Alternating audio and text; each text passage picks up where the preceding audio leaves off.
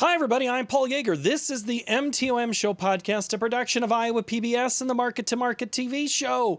We're going to get into the sun. We're going to stare directly at the sun and talk solar technology. Not necessarily the expansion of, but the improvement of what's there, and also some expansion and where some areas could happen. We're going to find out that solar technology is actually being manufactured in the United States and not nearly as much as it was overseas that's coming into this country. So we're going to find out about domestic made product and domestic technology. Yes, we'll talk about the leader in the world right now, and that's China. But what has changed in their industry and also other countries that are looking at technology and improvements in the solar industry and the expansion of. We're going to get help today from Scott Graybeal. He is the CEO of Caelux. It's a California-based company. He joins us from where their production is happening, basically outside his window. We're going to talk about what's in the sky, what's on that product. We're going to get very detailed, very techy. I admit science isn't necessarily my first love, but I certainly loved getting to learn more about the technology, and I hope you will as well in this installment of the MTOM Show podcast. When I saw that you're in, or you used to be in Pasadena, everybody always thinks Rose Bowl, but it is such a beautiful part of the Los Angeles area, right? Oh, it is indeed, yes. But you don't really see, there's like a sliver, right, that doesn't even see the ocean. Yeah, well, you're right. I mean, there is a location called Ocean Avenue where you can get up and you can actually see all the way to the Pacific, which is beautiful. But one thing that Pasadena has done very well is there's a lot of green space. And you couple that with this sort of, I would say, a less intense urban environment just makes it a really special location. But a lot of folks don't really understand that, coupled with the Rose Bowl and all these cool sort of cultural things that we have, are also fantastic institutions like Caltech, where a lot of innovation comes from. And that was really the beginning of the story for our company as well. So are you a California kid? I am. I grew up in Van Nuys, which is in the San Fernando Valley. Yeah. Spent some time in the Navy, though. That took me to Florida and South Carolina and Connecticut and then Washington State. And then we came back to California in about 2000. So tell me how you got into your company. So I joined Caelux 2.5 years ago as the CEO to help the company scale. They had some fantastic ideas around what they wanted to do with the product, and I came in to be the person to help them take it from that lab to what we call lab to fab, to where we're actually manufacturing. And in that process, we've had to raise a substantial amount of equity capital with some fantastic investors that is helping us launch this product, which we believe is really going to transform the solar industry. I've been involved in solar for about 16 yeyears. Started at probably the crest of that solar 2.0 revolution, where we saw the emergence of crystalline silicon technology, predominantly out of China, really take over. And that's what we are working within that framework today. And what we refer to as this PV 3.0 is now the emergence of new technologies that are enhancing efficiency and power production even further, building off of that foundation. And another interesting thing is that this is also coupled with a resurgence in U.S. solar manufacturing, part and parcel to the IRA that was recently passed. I mean, that's really been the fuel that the industry has needed to really help accelerate the deployment and manufacturing, most importantly, of solar products here in the United States. You mentioned the IRA. How, without that money from the federal government, would solar be in like 2.5 and not hit the 3.0 that you referred to? I think for the U.S. in particular, what IRA has done is enabled U.S. manufacturing to take root once again.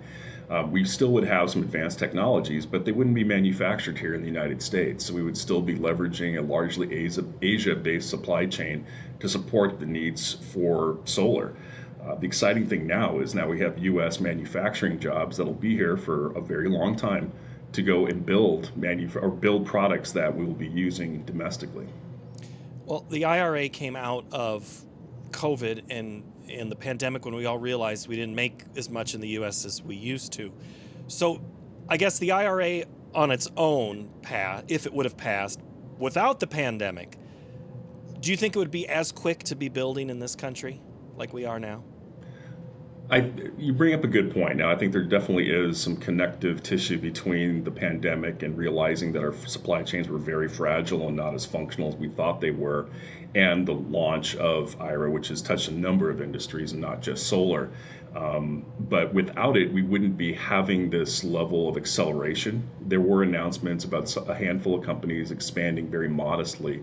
And since then, we've seen a tremendous uptick in the number of companies that have talked about expanding operations.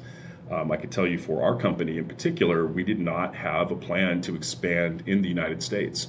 It was really going to be in Asia. And since then, we've now are working closely with our partners on expansion plans in the United States at a scale that we wouldn't have thought possible otherwise. Are there areas in particular that you're targeting for? I'm guessing this is production that you're meaning is going to expand?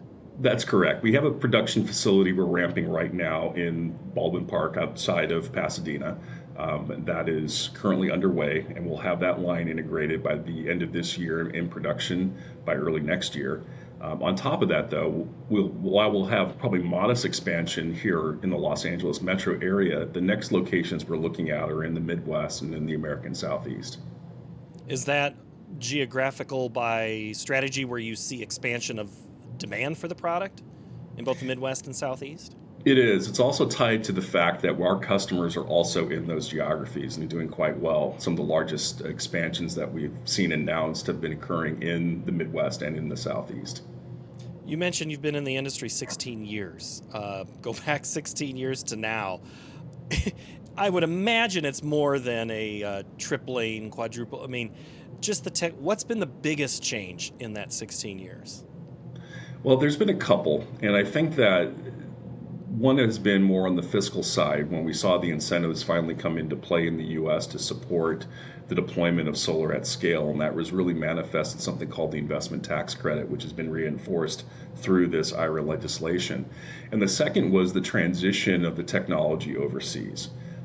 Solar, as many people will say, was really born here in the United States, and we have seen it move offshore. And I had worked with companies that helped accelerate that transition. And it's fun to see now that we're looking at this next era of solar where we're talking about building factories again in the United States. What we also saw was the cost drop precipitously. And this, when I first started, we used to talk about $2.50 a watt for a photovoltaic module. And in some geographies in the world, you can purchase a PV module for 20 cents a watt. So that cost drop is significant. Solar is now one of the cheapest forms of electricity available. Solar and wind oftentimes will trade off, excuse me, depending upon the location. But it's amazing to see that drop. We used to talk about grid parity. When is solar going to be at the price of electricity at which you will intersect the price for the grid? And we exceeded that a few years ago. So we don't even talk about grid parity anymore. We don't really talk about levelized cost of energy anymore. It's assumed that we're already going to deliver very low cost energy. And what we're doing now is dropping that cost even further as an industry. We can talk about electrification in developed countries like the US, and there's also electrification opportunities in underdeveloped countries where that price point needs to be even lower. But everybody benefits from cheaper electricity. Industry, consumers, you name it. And so that's really what the focus for us is more powerful, lower cost solar.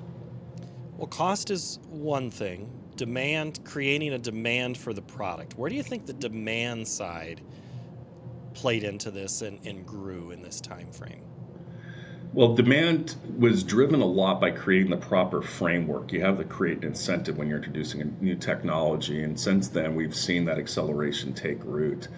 We see demand across a broad swath of applications. 45% of all solar installations today are what we would call a distributed generation, which includes homes, it includes relatively small solar power projects, all the way through massive solar power projects that are now, somewhere over a gigawatt in production today, which is a lot. I mean, that's 250,000 homes that can be supplied just from these sites.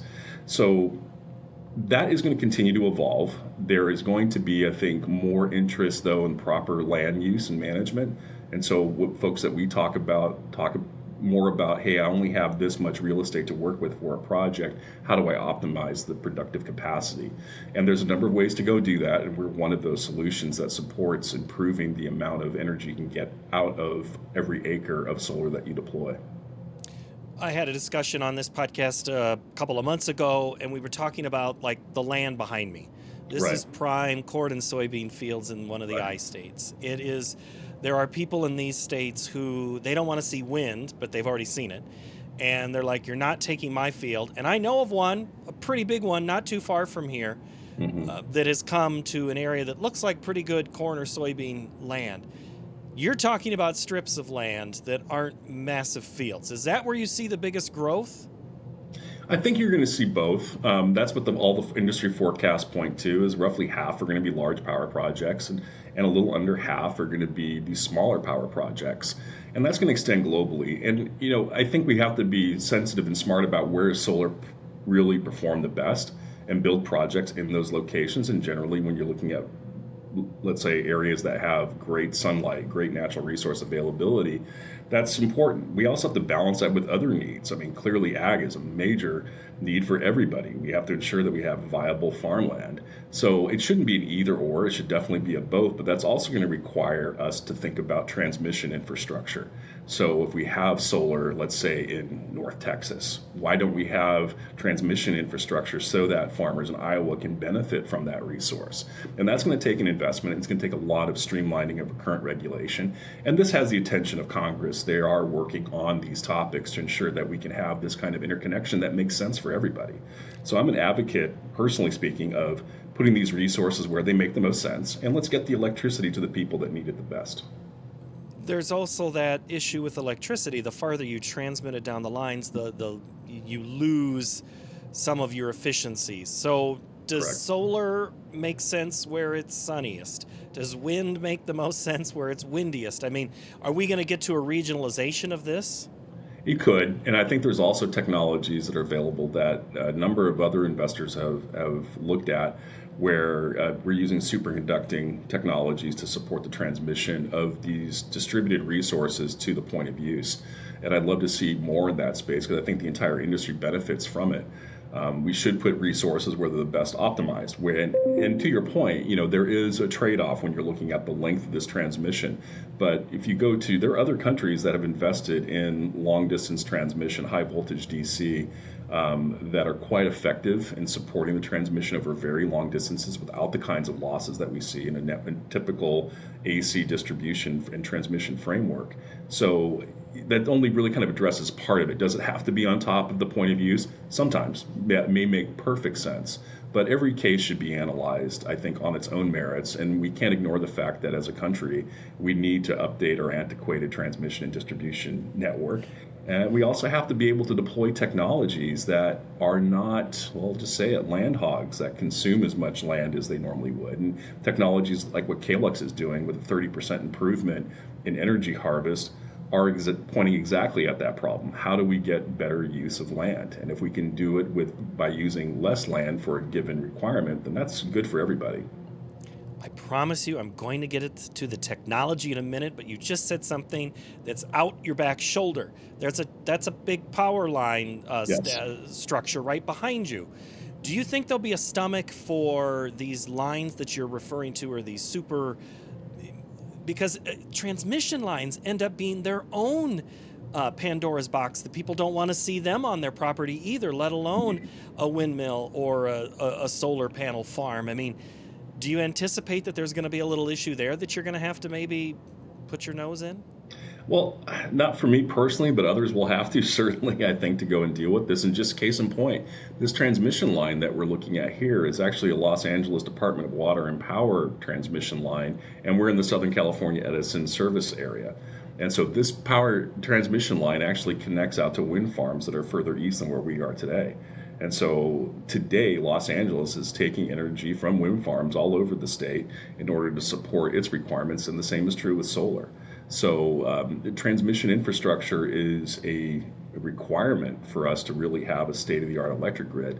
Wasn't too long ago, I read a great piece. It was a study that was done, I want to say somewhere in the West Coast, by a university, that was talking about the fact that the U.S. has the worst performing electric grid of all OECD countries. And that's a tragedy. And I think one of the takeaways for me was, If Alexander Graham Bell could look at our telecommunications infrastructure, he wouldn't understand it. But Thomas Edison can come and look at ours, and he could walk into any power plant today and know exactly what's going on. So we haven't had that step up in innovation in the electric grid to the extent that we need to.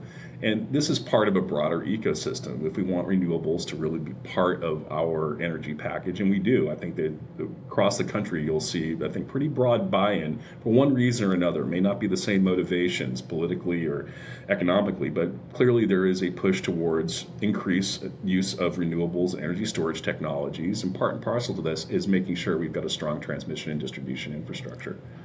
Well, we'll go back to what the state we talked about just a moment ago, Texas. I mean, that winter storm highlighted a number of challenges that state has. But let's face it, the rest of the country is probably not that far behind or that close to danger. I don't know if that's the right word. Sure. Texas is its own story, of course, but okay, not you specifically getting involved in those things, but doesn't your industry, as well as wind and other renewables that need to use this infrastructure, at some point you are going to have to kind of get into it? We do, and I think that the direction that we push is really to be supportive of activities that really modernize the infrastructure that's needed. And to your point, Texas is an interesting case because it is a large electric grid, but ERCOT is its own electric grid. It's not tied into the rest of the country. And so they, by virtue of that, and I'm sure somebody who's more of a transmission and distribution expert than I would probably find some argument with me here, but that calls to question resiliency. If you can't tap into sources that are able to offset what your requirements are, then that's probably an issue. So, but they have their reasons for doing what they do. But it does highlight, I think, the weaknesses inherent in the overall system that need to be addressed. We need more powerful solar. We need better wind turbines. We need to have better energy storage solutions. We need all of these things working in concert together, along with the state-of-the-art transmission and distribution framework to ensure that we can get power when it's needed the most. Has solar benefited from increases in efficiency or technology more? I would say cost and efficiency. So those are really the two drivers. Whenever we talk about solar, it's really about what is the cost per watt, what's the cost per kilowatt hour, and the mechanism by which you get there is through improving efficiency and lowering material costs and leveraging technologies that improve the overall solar system's efficiency, whether that's single axis trackers or better inverter technologies. All these things need to work together. And when you design a solar module, you try to design it such that it has compatibility across this broad system that you're building. You can't build anything in isolation. And for us, it's very true because we don't make solar modules, but we produce a product that improves the performance of crystalline silicon solar modules by treating the top glass on these modules. And that's something that's helping to enhance the efficiency and lower the cost simultaneously. Also designed such that it can actually integrate with the technologies available today, whether it be the single axis trackers or the inverter systems that are needed either in residential or in large scale utility deployments. That's something we're very conscientious of, and we work with our customers on those. So your technology is not the panels, but improving the light that gets to the panels. Am I I'm trying to. You're in my. I'm out of my science lane. You got to help me out here, Scott. No problem. So this is what we do. This is a prototype, and so this is a relatively small form factor. Imagine this thing was, let's say, almost 6 square feet. So a typical solar module. So what we do is we take the top glass that's used in every solar panel that's manufactured, and we coat it with this proprietary material stack called perovskites. And so we've developed our own perovskite formulation. What we do with that glass is we turn it into another solar panel that then sits on top of the existing solar cell array, connected electrically in parallel. So now you can add the current that's produced by this top layer and the current that's produced by the silicon cells underneath. And so by virtue of doing this, we capture more available light. Silicon is really good at capturing that red, near infrared wavelengths. What perovskites are really good at the high energy stuff, that blue-green light that normally wouldn't be used as efficiently. So combining the two of these things, we create what's called a hybrid tandem. Tandems mean that you have one cell on top of another. So by doing this, we're able to boost the output of a given solar module without really adding much in the way of material cost. Well, it sounds. I'm sorry. You said hybrid something, and I missed Hybrid that word. tandem. Hybrid Tandem. Okay, that's exactly what I wanted to ask. Yeah. So it sounds like you're capturing the light twice. Yes. Well, you can think about it. We're taking the high energy stuff with the perovskite and letting the lower energy stuff get to the silicon, which it's the best at dealing with anyway. So we're absorbing more of that available spectrum. So it's like, okay, so then you're capturing, it's like funneling the light into where it has its greatest efficiencies. That's right. Yeah, it's like when you look at a rainbow, you can see these different colors. We're taking the blue-green stuff, the silicon's taking that orange-red stuff, and we're taking the whole rainbow. Take a wild guess, Scott. I might not have done well in science, but I'm trying to learn. I play the role of those who maybe didn't do so well. Sorry, Mr. Thomas. Sorry, Mr. Hart. I know you tried. What is it about the science? Your company's not that old, so who had the realization of, hey, I think this is going to work?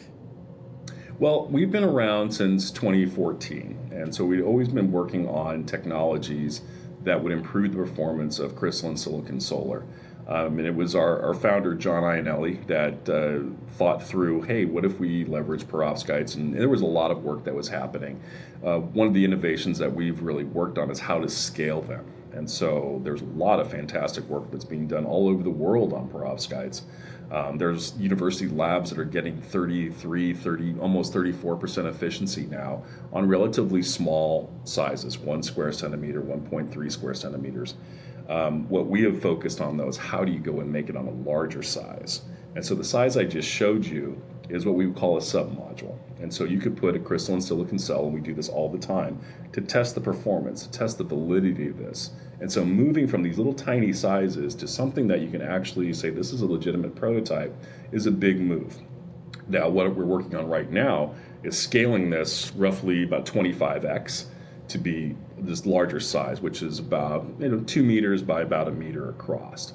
And that's the factory that we're ramping up right now in Baldwin Park. And so we'll have about a 100 megawatt pilot line by mid next year. We'll have it all integrated by the end of the summer. So we'll be able to produce these large format glass sheets, but we'll be at full capacity by mid next year. I'm not asking you to give all the ingredients of how Coca-Cola is made, but what are the ingredients for this product and where do you source them? So, excellent question. So the ingredients, the stack is built up of some transparent conductive layers, which are used frequently in the flat panel display industry. So like your monitor, for example, would use these transparent conductive materials. And the stack itself is called a metal halide perovskite, which uses some really basic materials. So there's nothing in this entire stack that uses rare earth materials. These are all readily available. And in fact, our supply chain today, I would call it global. It's both global and local. So we have local suppliers for some, we have some global suppliers for other, but we can find everything that we really need in the United States if we needed to. So we have that supply chain diversity, and that's what's really important. And even the manufacturing equipment that we use, largely equipment that we can source from multiple locations, and that's important. We wanted to be able to ensure that we had that long-term supply chain resiliency. We weren't dependent on just one geography, or in some cases, like some companies, on one mine in this awful location in the world where you're dealing with a lot of issues. So these are readily available industrial materials. The secret comes down to what exactly do you put in there? What are the various, let's say, treatments you can provide, passivation chemicals, things like that? And how do you build it up? What are the processes you're using? What's the temperature, pressure, flows? All of those things, those recipes themselves become really proprietary. So your Coca-Cola analogy is very good because it's not like we need unobtainium to make Coca-Cola. I mean, these are all things that are relatively widely available. And that's, the same approach for us. You've just figured out how to mix them all together at the proper That's right. ratios. It's not Pepsi, it's Coke. Right. Way to stick with my analogy. I appreciate it. I'm always fascinated by that company, but that's another story for another day. But to that your background. Oh, I'm sorry. Go Just ahead. to that point, if I could, just a little bit further on that. So there are a lot of people make perovskites, but there's a lot of different colas out there, and so that's probably even further building on your analogy. What makes it different? And for us, we have a slightly different spin from other folks, and they'll have their spin, and they like what it does for them, and we like what it does for us. So there are competitors then for what exactly you're doing. There's competitors in perovskites. The approach that we're taking, though, as a business model, we're the only ones that we know of approaching it this way. A lot of companies want to make either solar cells, the complete cells, and sell them to module companies, or they want to make solar modules or solar panels the same themselves. And we don't view that as being the best approach because we have a much broader customer base. There's over what we call 300 gigawatts of manufacturing capacity in the world today, and that's our entire addressable market. We're not trying to compete with module companies. We're trying to make their product better and at a price point that makes sense for them, where their cost per watt doesn't increase, and they're able to go and deliver the significant improvement in energy harvest by using the technology. So we try to simplify it for them. Making modules is hard, and so we wanted to focus being the best in the world at perovskite on glass. Well, we'll go back to the land here. It sounds like you're trying to not necessarily make modules smaller, but more efficient, so maybe you might not need as many? Exactly right. Is that close? Exactly right. You have two choices. You could either make a smaller site, or you could use the same real estate and make a more powerful site. And so those are the two approaches. Yeah, because you might run into this land's not available, and you don't have a place. So we have to make what we have now better. That's exactly right. So in the solar industry itself, I know we're talking a whole lot of moving parts. There's a lot of people making all these different types of widgets. But how many companies do you think there are out there in the United States that are based in the U.S. that are making, I'll call them enhancements for the solar industry? It's in the perovskite space in particular. I would say there's probably about 8 that I could list. And they range in size from a couple of folks doing some great work all the way to companies like ourselves, where we're employing probably close to 45 people today and ramping even further. So it's quite a spectrum. I would say the majority of them, though, on that earlier stage of that innovation cycle where they're working on some really good stuff. There's no question about it. But we're the closest to actually manufacturing in the U.S. And in fact, our site will be the largest of its kind in the Western Hemisphere. So there are a couple of competitors we have in China that are similar size to what we're building here, but we're focused on making sure that we can gain a competitive edge in our market, but also internationally. Have you been to China to see their industry? I have not been to China in about 3 years, since before COVID, but we do have a presence. We are global, even at our small size, so we do have an office in Taiwan. And so we do have folks that are engaging in the industry in Asia to really understand what are the trends, what are the things we need to be thinking about, what are the suppliers that we should maybe be looking at, are there other partners that we can leverage? And even though we see an expansion of solar here in the United States, a lot of this is coming from Asia. So companies from China are coming to the U.S. to expand operations or start greenfield operations, and the decisions get made in China. So you have to have a presence in Asia in order to really leverage that and to be part of those plans for those expansions. I think in a lot of industries, China gets credit for, I won't say efficiencies, but products of scale. They can make a lot of product much more efficiently than we can in the United States. Is the solar, and I read just recently, the solar industry in China is struggling a little bit. Is that an accurate story, and do you know why? Well, it depends, I think, from the lens at which you're looking at it. It's vibrant. I could say that. I mean, there's a lot of manufacturing. It is a very, very price competitive market, and it has been that way for 10 years. There's a lot of price pressure in that space, but all of these companies are expanding. Where the most recent challenges have happened more on an international scale manifest themselves in the tariffs that are being put in place. For example, here in the United States, as well as what we see in India and other countries that are trying to build out a solar manufacturing environment, but also with issues regarding the source of polysilicon. And most recently, we've been dealing with the Xi'an situation where there's allegations of forced labor, which really have been problematic. And so the U.S., for example, will not take any polysilicon that comes from that region. So it has to be certified that it has not been through one of these identified forced labor concerns. So that's what's kind of caused a bit of an international strain. But overall, I think the solar supply chain as it exists today is quite complex. Silicon's quite complex with the majority of it made in China today. And so it behooves, I think, any industrial country to really look at this and figure out how to do it again themselves if they haven't done it before.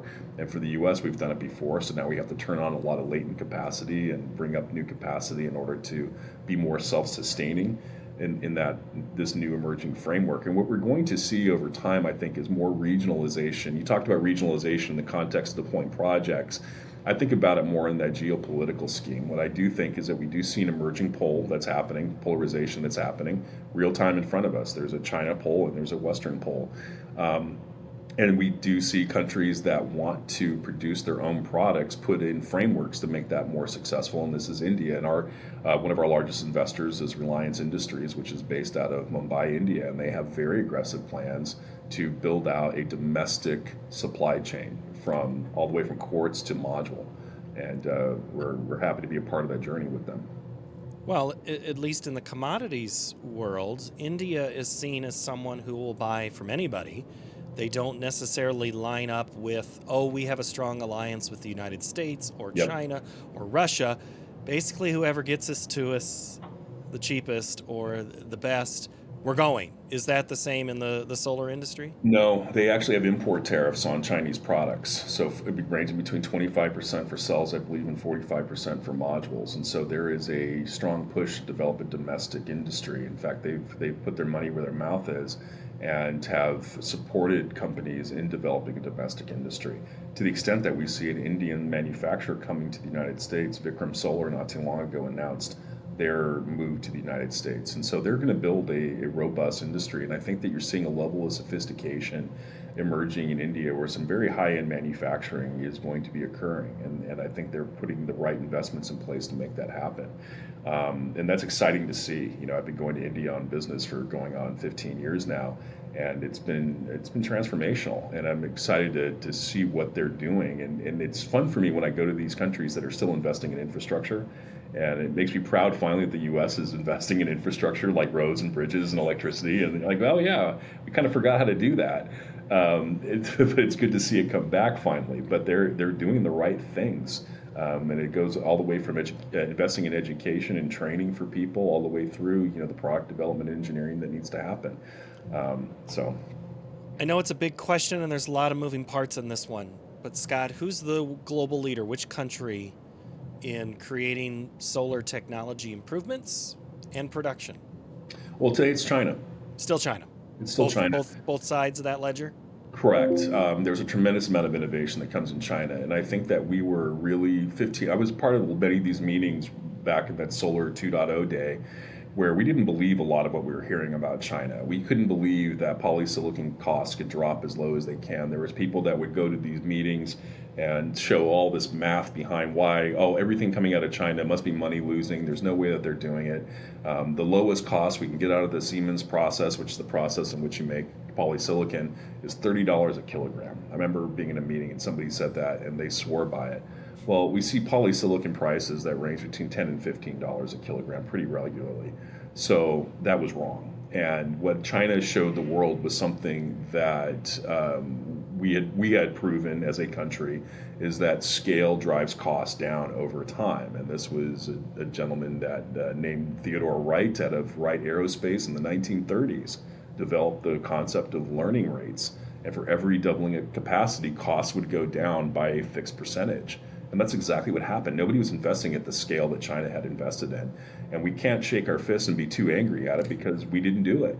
We didn't invest at that scale.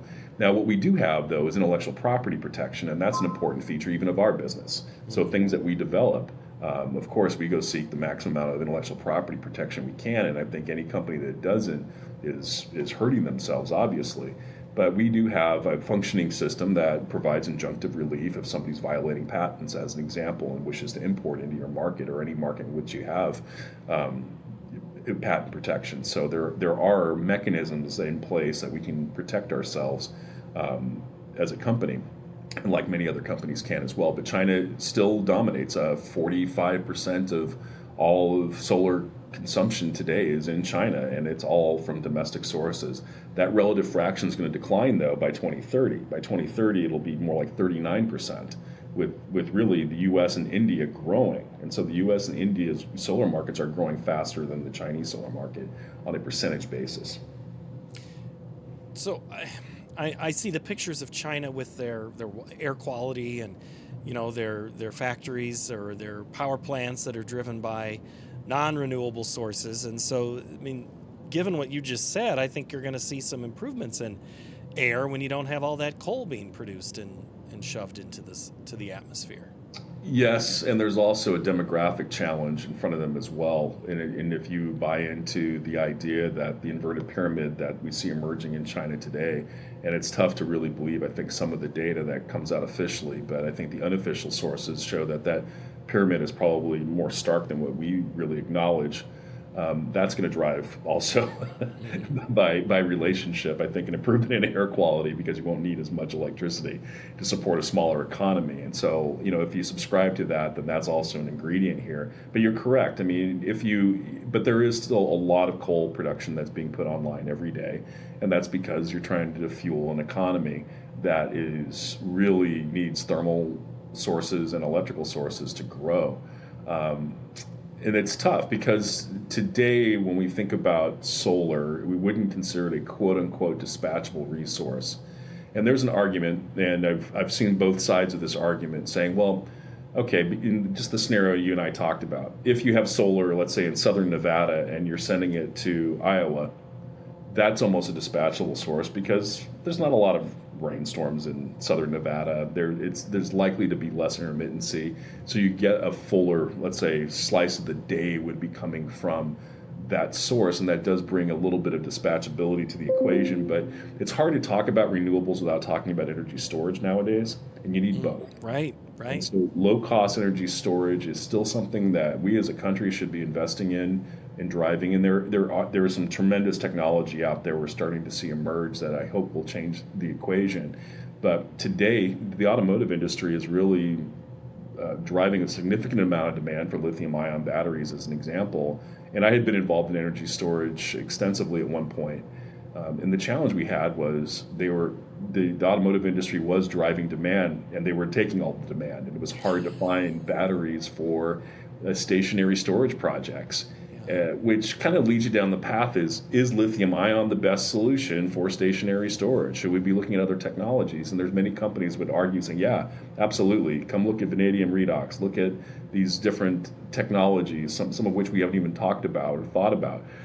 There's some really interesting work happening there, and that needs to be deployed at scale to really make renewables dispatchable and much more useful. All right, final thought here, Scott. Do you anticipate the solar industry in the next 16 years will have as much growth and expansion as it did in the first 16 years of your career? Oh, absolutely. The solar industry itself is going to be 3 to 4 times larger than it is today when we look at just installations. It's incredible to see the growth, and it's continuing to accelerate. I mentioned that we have a 100 megawatt site here. Today, that's considered a pilot line. 16 years ago, this would have been a full-blown manufacturing operation. And it's a drop in the bucket by comparison today. And we're going to continue to see this acceleration. But I would say that acceleration is only going to occur with increased innovation. And the exciting thing about where we're at today is that we're at the beginning of this PV 3.0 revolution, where we're going to see lower cost solar, more reliable solar, more powerful solar hitting the market, which is just going to almost become a flywheel effect as we see this industry continue to grow. Is your facility there powered how much by solar? We've got about 90 kilowatts on the roof here. We're going to expand that once our product is coming off the line with our partner module companies. So we'll be putting some of our stuff in and hopefully have every square inch we possibly can covered. So I couldn't give you a breakdown. I haven't seen the electric bill yet. But yeah. Is it like a fourth of what you use? I would estimate that's probably safe to say. Yeah. And we're going to be spending when you start adding up a fourth everywhere or a half or whatever it ends up being, that's a huge contribution to the overall power grid and a removal off of the grid of the demand that would be needed.